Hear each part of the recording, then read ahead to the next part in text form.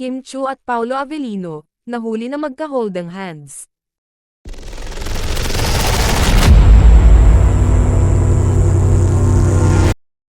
Umaani ngayon ng papuri ang kapamilya actress at It's Showtime host na si Kim Chiu ng papuri mula sa kanyang mga co-stars sa What's Wrong with Secretary Kim, dahil sa kabila ng mga pinagdadaanan nitong personal na pagsubok sa buhay ay nagagawa pa rin nito ng maayos ang kanyang trabaho. Labis na hinangaan ng aktor na si Jake Cuenca si Kim Chiu dahil sa kabila ng mga pinagdadaanan nito habang ongoing ang kanilang show ay ipinapakita pa rin nito ang pagiging professional.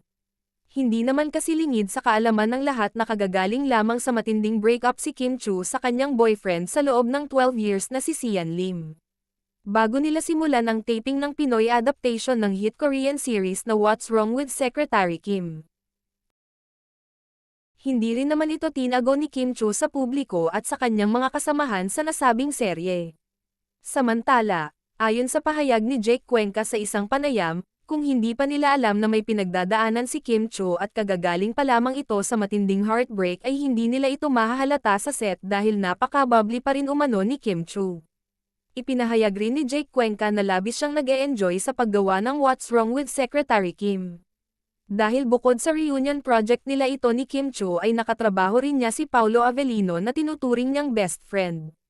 Kabilang rin sa naitanong kay Jake Cuenca kung napapansin ba niya na nagiging extra sweet sina Paolo Avellino at Kim Chiu sa set sa likod ng kamera o kung nagkakamabutihan na ba ang mga ito. Agad naman itong sinagot ni Jake Cuenca na hindi niya tinitingnan ang mga ganoong bagay sa set habang nagtatrabaho at nirerespeto umano niya ang privacy ng kanyang mga nakatrabaho.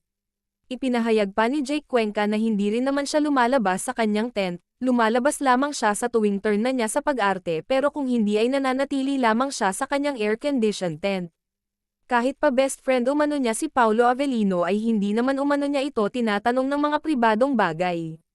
Hinihintay lamang umano niya na magkwento ito sa kanya sa oras na handa na itong magsabi.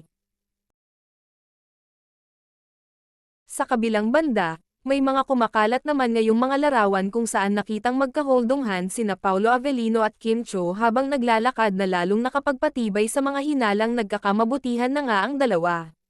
Hinala ng marami na pansamantalang tinatago ng dalawa ang kanilang relasyon upang makaiwas na rin sa kontrobersya lalo na't pareho silang nagmula sa relasyon.